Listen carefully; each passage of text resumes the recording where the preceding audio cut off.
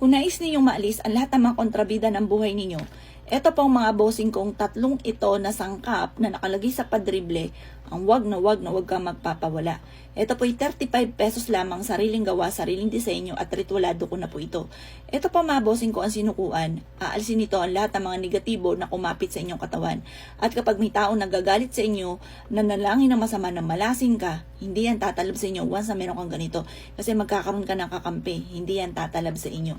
35 pesos lamang po ito. Niligyan ko na rin ito mga bossing ko nito.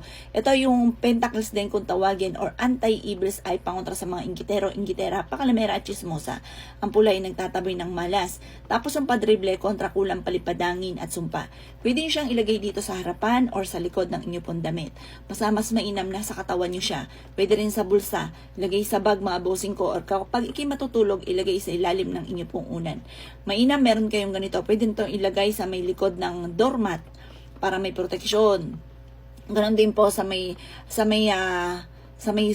supa po ninyo. Diba, sa supa ninyo, sa may ilalim noon, padrib nyo siya para pag may umupo dyan na negatibong tao, hindi mag-iiwan ng malas. Ito po ay 35 pesos lamang. Abilin nyo na po ito mga bossing.